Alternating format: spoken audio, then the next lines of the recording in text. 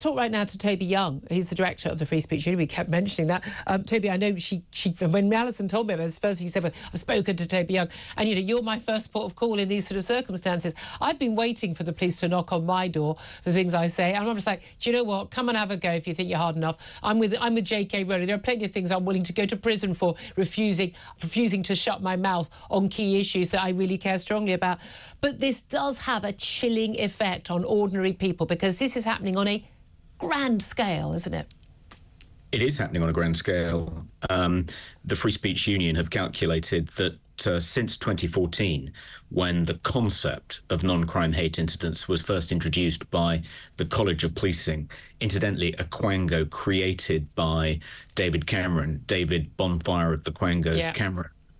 So since 2014, we calculate that in England and Wales alone, more than 250,000 non-crime hate incidents have been recorded. That's an average of more than 65 a day, Julia. You worry, you wonder why, if your house is burgled or your car is broken into, the police won't bother to actually send anyone round. It's because they're far too busy policing our tweets to police our streets. Yeah, I'm still waiting for the police to decide whether to hand the file to the CPS for my bag being stolen on the 1st of June. I got them the video footage of the guy doing it and tracked the guy with my AirPods and confronted him. They got video footage of that from the McDonald's. Still haven't found the way to actually bring the charges against the bloke. That, that's the madness we're in.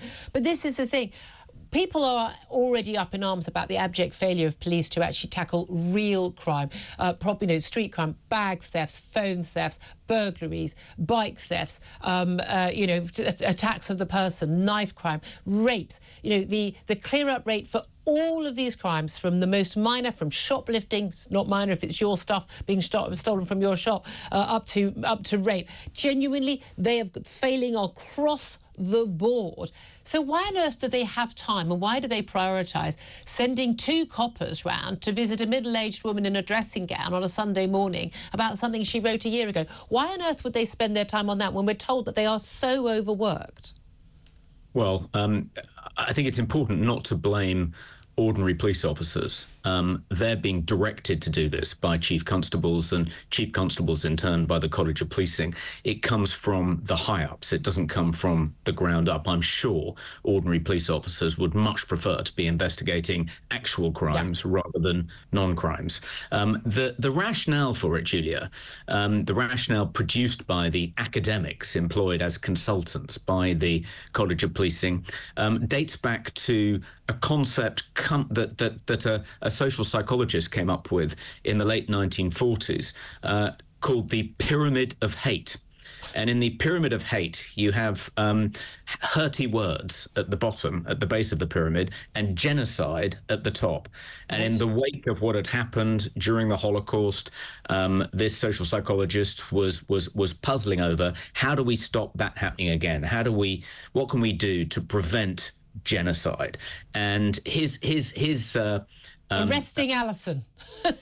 His idea was we have to nip it in the bud by stopping people saying hurty words, because that inexorably leads up the chain, up the steps of the pyramid to genocide. I mean, a completely ridiculous hypothesis, no empirical evidence to support it whatsoever, but this has now been embraced by the College of Policing, and they think that the way to reduce hate crime is to nip it in the bud by turning up on the doorstep of people like Alison Pearson, because she'd said something, that some people have supposedly found upsetting on Twitter over a year ago, that's somehow going to prevent hate crime. Now, Harry Miller, who is the great campaigner, the ex-copper who's been campaigning against non-crime hate incidents and has won a number of significant victories, including in the Court of Appeal against the College of Policing.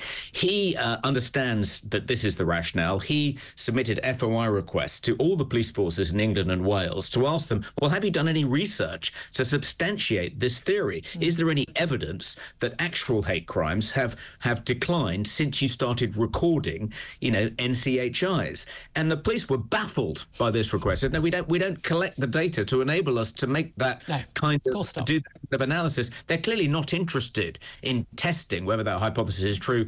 And I think the reason for that, Julia, is because really that's just a fig leaf. What it's really about is punishing heretics, is punishing people who fall foul of the new public morality. If you say something that a member of a supposed victim group is offended by, then that is a breach of the new public morality, and you should be punished in some way. But also, presumably, again, it's like with Stonewall in every sort of organisation and things like that as well. They've actually got these bodies where you get these brownie points, you get rewarded because you've done a good job on this. Don't worry about the women being raped. Don't worry about the burglaries and the bike thefts. But you've ticked some boxes on the stuff that the wokerati care about. Can I just ask you, just finally, in terms of, this is going to happen to a lot of my audience members who do also speak out. This is happening on such scale, 65 people a day. Police turn up at your door and they ask you, do they have no duty? They don't have to tell you who's reported this. They don't have to tell you even what you're actually accused of saying or writing that has been a problem. Is that right? They don't have a duty to tell you at that point? That's correct, yeah. Do they at any point have a duty to tell you? No, I don't think they do. I mean, you're accused of a crime, but you don't know what the crime is. No, I mean, I think if it eventually, in order for it to be recorded as a non-crime hate incident, not only do they not have to tell you what it is you've been accused of or who your accuser is, they don't even have to tell you that an NCHR has been recorded against your name. You might well have an NCHR recorded against you, Julia, and you just don't know about it. How would I find out?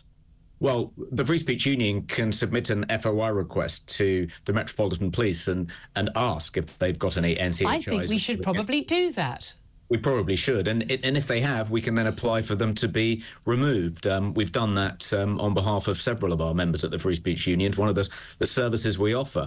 There are, I mean, if they've recorded 250,000 of these things, then, 250,000 people in England and Wales alone will have these things recorded against their names in police databases, and they can show up when you do an enhanced criminal records check. And you may not know about it. You just didn't get the job. Or they don't discover that they've got one of these things on their record until they apply for an enhanced criminal record check, and there it is on their criminal record, the fact that they didn't commit a crime. Yes, I mean, this is the bit that blows my mind. This is so shocking, and I'm sorry, but, I know that Labour are mad on this stuff. Tories have so much to answer for on this, for not dealing with this. I find it extraordinary that a Home Secretary can say, you don't do this anymore, and they just carry on. Who is in charge? Who is in charge? Toby Young, fantastic work on this. Big thanks to you, Director of the Free Speech Union. Big thanks to Alison Pearson as well.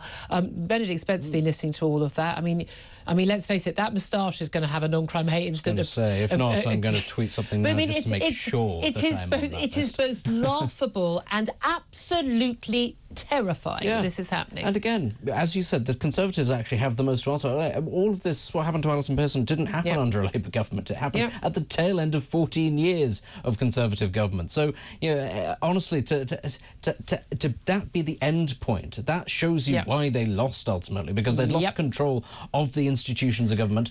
They didn't care. They didn't prioritise this sort of stuff because they just didn't. They thought it didn't apply to them. But I tell you what, next 5 years, this thing will be doubled down on by Labour. 100%. It will be weaponised, and it will take a Conservative to come in at some point, by which I mean somebody on the right, and undo all of this thing. Until actually they wise up to that they have to do this sort of thing, they're not going to get back into office, is the thing, because people are furious. And quite rightly.